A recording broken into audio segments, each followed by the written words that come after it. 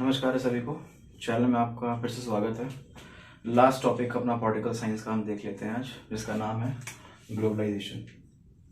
ये शब्द तो हमारे इन साहब ने दिया था, थियोडोर लेविट। स्पेलिंग आगे पीछे वो देख लेना हो, बट इन्होंने इकोनॉमिकल सेंस में दिया था। ठीक है, बिजनेस स्कूल से पढ़ा हुआ आदमी था, इकोनॉमिकल सेंस में दिया था। बट अब ग्लोबलाइजेशन सिर्फ एक ही एस्पेक्ट्स पे नहीं देखा जा सकता है, और भी एस्पेक्ट्स हैं जो कि हमें इस चैप्टर्स में देखने हैं, इन चैप्टर्स में देखने हैं। तो शुरू करने से पहले एक आध स्टोरीज़ हैं जो शायद रिकॉल हो जाएं मेरे ख्याल से। बचपन में हम सुनते थे कि वो नाना गए दिल्ली, वहाँ से लाए बिल्ली, ऐसा कुछ था। तो ये भी एक तरीके से ग्लोबलाइजेशन का एग्जाम्पल है, एक छोटे लेवल पे। सॉन्ग अगर ले लेंगे तो कौन सा वो लॉन्ग इलायची वाला कोई सॉन्ग है कि मेरे सुनने सुनने पैर और तू तो जाता रहता शहर, ज़्यादा मांगती ना थोड़ा, और वो जो भी डिमांड है मैडम जी की वो फुलफ़िल करिए। तो उसमें शब्द आता है ज़्यादा रहता शहर। तो पर्टिकुलर कोई जगह है जहाँ पे ट्रेडर्स आ रहे हैं अलग अलग चीज़ों को लेके, और ये कोई नई चीज़ नहीं है, एंशंट टाइम से है, और ये आज थोड़ा सा डेवलप और इम्प्रूव्ड फॉर्म में हमें देखने को मिलती है। तो globalisation is not a new thing, ये बहुत पुराना कॉन्सेप्ट है, ठीक, जो हम आज जिसको उसके एडवांस फॉर्म में देख रहे हैं। चाहे कुछ भी हो, चाहे ट्रैवलर्स का आना हो जो हिस्ट्री के स्टूडेंट्स हमको पता है, चैप्टर इंक्लूड तो नहीं किया गया था बट है, ट्रैवल का चैनल है। और बेसिक सी चीज़ जो पान का पत्ता भी है, इवन जो इंडिया में बहुत कॉमन सा हो गया है, वो भी हमारा नहीं है। हम उसको आज का जो ASEAN countries, one of the ASEAN countries से लेके आए। सुपारी हो गई, जावित्री हो गई, जायफल हो गया, ये हमें वहाँ से अवेलेबल है। तो ये जो कनेक्टिविटी है ना ट्रेड के साथ और लोगों का आपस में इंट्रैक्शन, जैसे कि लोगों का इंट्रैक्शन स्टार्ट हुआ, फिर वो पढ़े लिखे, या फिर रैशनलिज्म जो स्टार्ट होता है, जैसे बोलते हैं आस्किंग क्वेश्चन अबाउट एनीथिंग। तो यूरोपियन कंट्रीज़ में वो भी देखने को मिलता है कि वो पॉसिबल हुआ है एक दूसरे के बातचीत करने से। सोसाइटी में चेंज आया है जब इटली के टाउन्स वापस से अपने आप को, जो रोमन एम्पायर के ख़त्म होने के बाद टूट से गए हैं, वो अपने आप को जोड़ने की कोशिश करते हैं। इटली है, वेनिस है, फ्लोरेंस है, जितने भी पोर्ट सिटीज़ हैं। तो ग्लोबलाइजेशन कोई नया चीज़ नहीं है, ये मैं ये बताने की कोशिश कर रहा हूँ। ये बहुत पुराना कॉन्सेप्ट है जो नए नाम से इम्प्रूव्ड और एडवांस वर्जन में हमें देखना है। प्रॉब्लम्स क्या हैं, कॉन्सिक्वेंसेस क्या हैं उसके साथ। 6 मार्क्स का है अकॉर्डिंग टू सीबीएसई, बट बहुत ही इजी फॉर्म में अवेलेबल है, कह सकते हैं। तो देख लेते हैं ग्लोबलाइजेशन का मीनिंग आज के ज़माने में is a multi dimensional concept, जो कि हमने पढ़ा भी कि हम सिर्फ इकोनॉमिकल व्यू से नहीं देख सकते हैं, अब इसको हम हर व्यू से देखेंगे।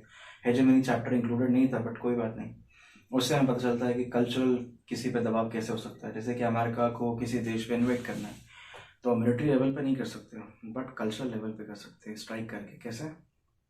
अगर वहाँ का बच्चा जीन्स पहन रहा है, जो कि अब तो बहुत सी कॉमन सी बात है, तो देन तो उसी कंट्री की है, बट कल्चर में हमारे आ गया है।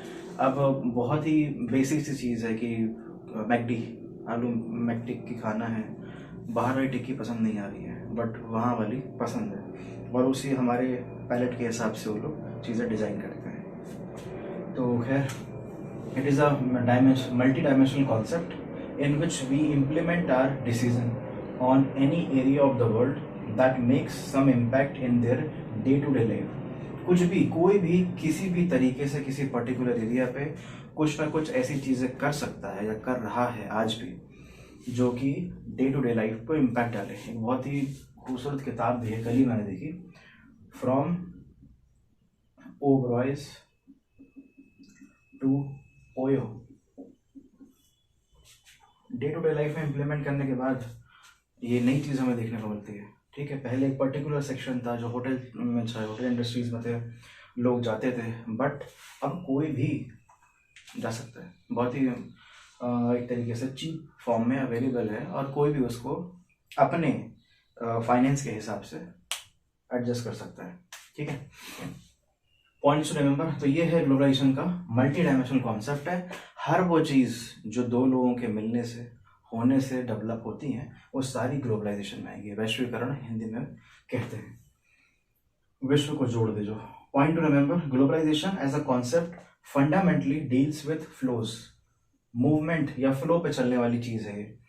Flows could be of various kinds, क्योंकि मल्टी डायमेंशनल है। एग्जाम्पल, आइडियाज मूव हो रहे हैं, कैपिटल डेविएट हो सकता है एक जगह से दूसरी जगह का। इकोनॉमिक्स के जो स्टूडेंट्स हैं उनके भाषा में कैपिटल अलग हो सकता है, पर बेसिक जो कैपिटलिज्म की जब शुरुआत हुई, जब इंडस्ट्रियलाइजेशन की शुरुआत हुई है, तो कैपिटल का मतलब, ये कैपिटलिस्ट का मतलब वो आदमी जो पैसे को एक जगह से कमा के दूसरी जगह पर लगा दे, जो कि पहले फ्यूडल सोसाइटी में ऐसा नहीं होता था। ठीक, ये है कैपिटल।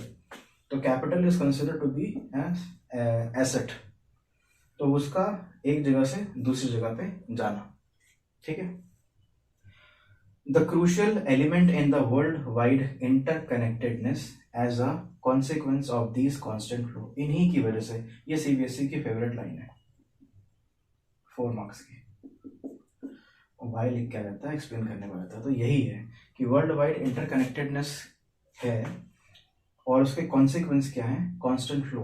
अगर फ्लो को हम हटा देंगे, कैसा फ्लो, आइडिया का फ्लो, कैपिटल का फ्लो, किसी भी चीज़ में जो एक कंट्री से दूसरे कंट्री को कनेक्ट कर रहा है, उस चीज़ को हम जैसे ही एक तरीके से कर्टेल करेंगे, रोकने की कोशिश करेंगे, या फिर अगर नहीं रोकते हैं तो उसकी वजह से इंटरकनेक्टेडनेस बढ़ रही है, और रोक देते हैं तो इंटरकनेक्टेडनेस खत्म सी हो जाएगी। तो ग्लोबलाइजेशन फ्लो की वजह से बढ़ रहा है, और ये फ्लो किसी भी डायरेक्शंस में हो सकते हैं, किसी भी तरीके से हो सकते हैं। 2 हमने एक्सप्लेन किए हुए।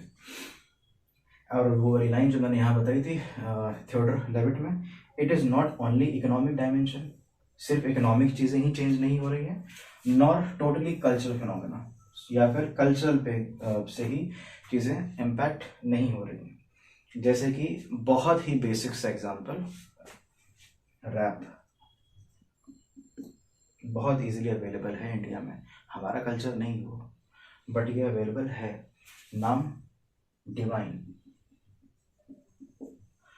प्रमोट और सपोर्ट की बात नहीं है, एक दिमाग में आया तो मैंने नाम ले लिया, डिवाइन है। और इनके नाम से ही पता चल रहा है, अगर हम हिस्टोरिकल जाते हैं तो ये वो चीज़ें हैं कि हम डिसाइड नहीं कर रहे, गॉड अलमाइटी द्वारा डिसाइडेड चीज़ है ये, डिवाइन।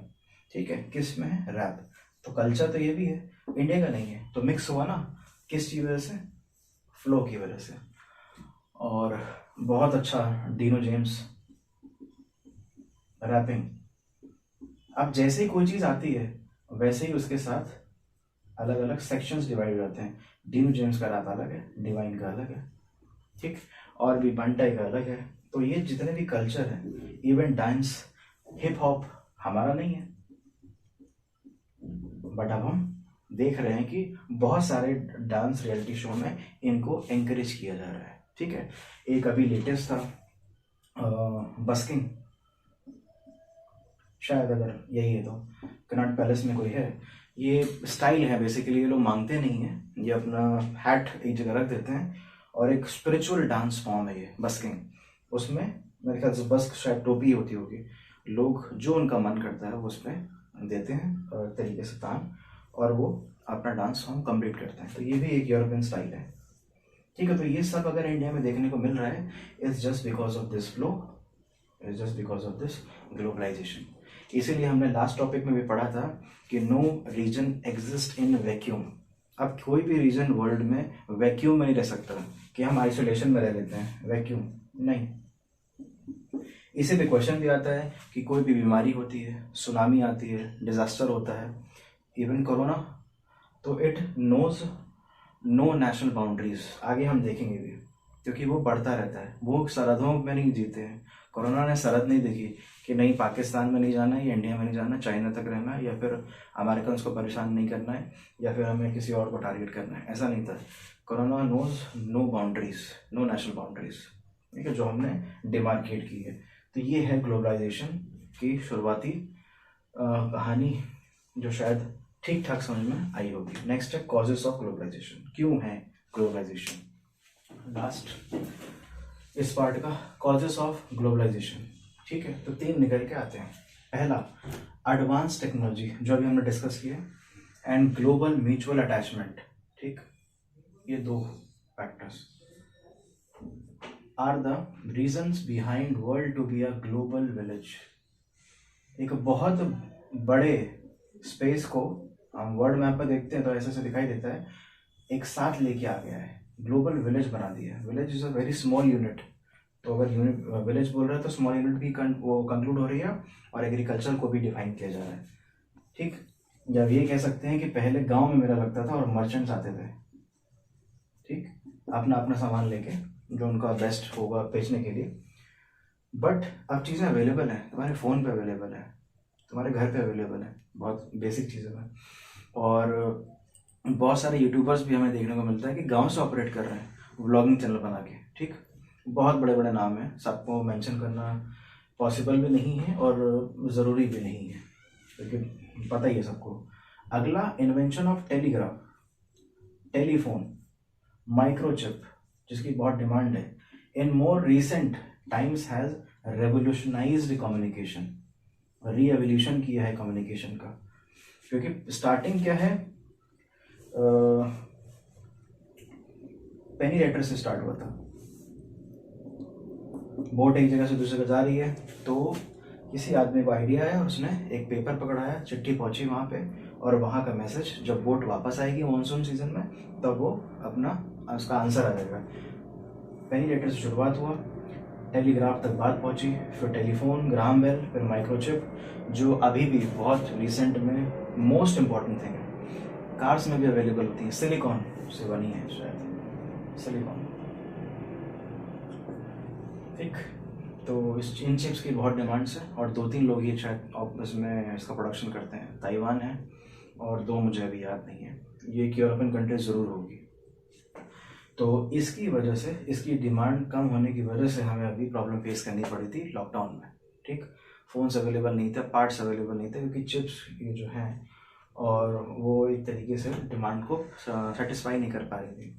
और अब तो हर कार में इंटरनेट इनसाइड, भले ही MG हेक्टर से शुरुआत हुई हो बोरिस गैरेज का, बट ये देखने को मिलता है कि उसमें भी इन्हीं सिलिकॉन जो चिप की वजह से ऑपरेट करते हैं।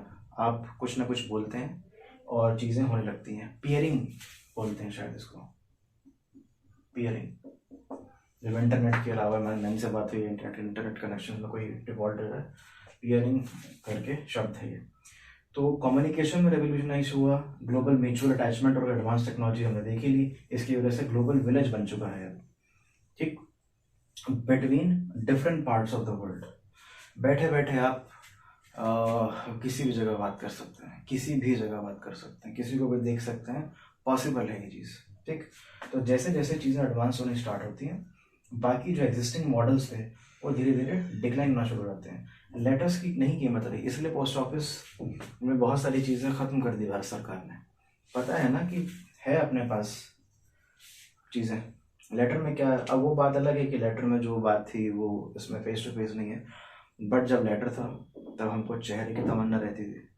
अब जब चेहरा देख ले रहे हैं तो शायद बर्दाश्त नहीं होता, तो इसलिए शायद लेटर की वैल्यू ज़्यादा अच्छी लग रही है कि 1 महीने में एक बार लेटर आया, काम खत्म हो गया, यहाँ पे जब मन किया तब कॉल कर दिया। खैर, स्टूडेंट्स को ज़्यादा दिक्कत होती है।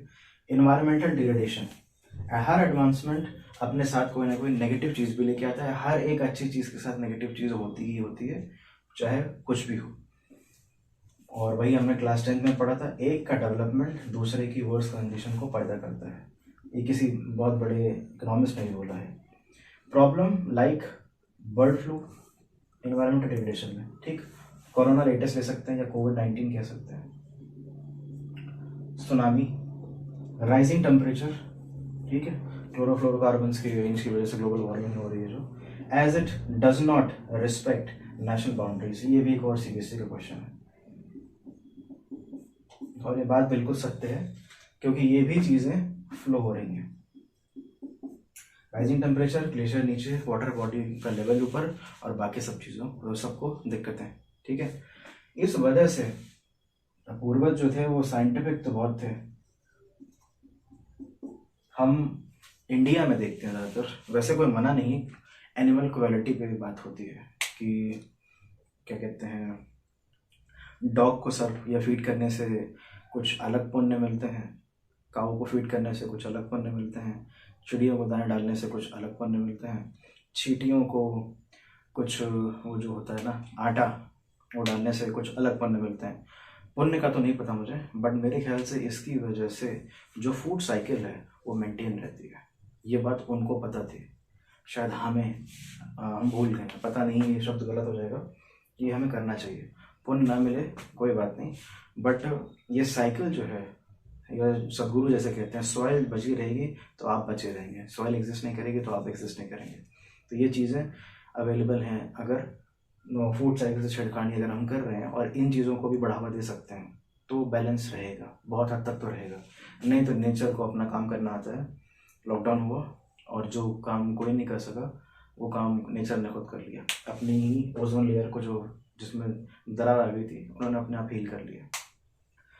और कितनी मीटिंग्स हुई, कितने पेरिस कन्वेंशन हुए, मतलब कुछ हुआ ही नहीं। UNFCCC शायद करके कुछ है, बट मज़ा नहीं आया, तो उन्होंने अपना खुद ही कर लिया, जो पूरा वर्ल्ड ही बनता। तो ये भी चीज़ें हमें देखनी पड़ेंगी। जितना डेवलपमेंट ज़रूरी है उतना इस चीज़ों को बैलेंस रख के और मेंटेन करके भी चलना ज़रूरी है। तो सारी चीज़ें और सारे एस्पेक्ट ज़रूरी होते हैं। इसलिए बहुत सारे रिलीजन्स ने भी इसी बात कही है कि जैसे कि जैनिज़्म और बुद्धिज़्म ने वायलेंस ना करने पर बात की। जैनिज़्म तो बहुत एक्सट्रीम तक गया, उसके रीजंस हिस्टोरिकल हैं। एक तरीके से एग्रीकल्चर को प्रमोट करना है एक तरफ, दूसरी तरफ नहीं करना है, ट्रेड को प्रमोट करना है, तो वो रीजंस अलग है। हर एक चीज़ ग्लोबल लेवल पे होती ही होती है, चाहे कुछ भी कहीं पे भी हो। ऐसा नहीं कि कोई एक चीज़ अगर कहीं पे हुई है तो दूसरी जगह उसका असर ना पड़े। अब शायद ही रह गया ऐसी चीज़।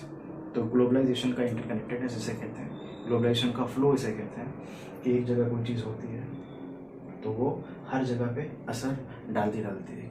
वो थोड़ा सा कम ज़्यादा फॉर्मेट हो सकता है, बट डालना असर होता ही होता है। ये हम खुद देख चुके हैं और हमारी जनरेशन तो देख ही रही है। हम स्पाइन फ्लू के बारे में स्पेनिश फ्लू के बारे में पढ़ते हैं, पता नहीं है, बट हम कोरोना में कोविड-19 देखा है हमने कि कैसा होता है। हमने नहीं शुरू किया, बट कहीं पे शुरू हुआ और वो एक तरीके से फैलने लगा। ठीक, तो ये है पार्ट 1। इसके बाद जो पार्ट 2 है वो 3 पार्ट में सबसे ज़्यादा इम्पॉर्टेंट है।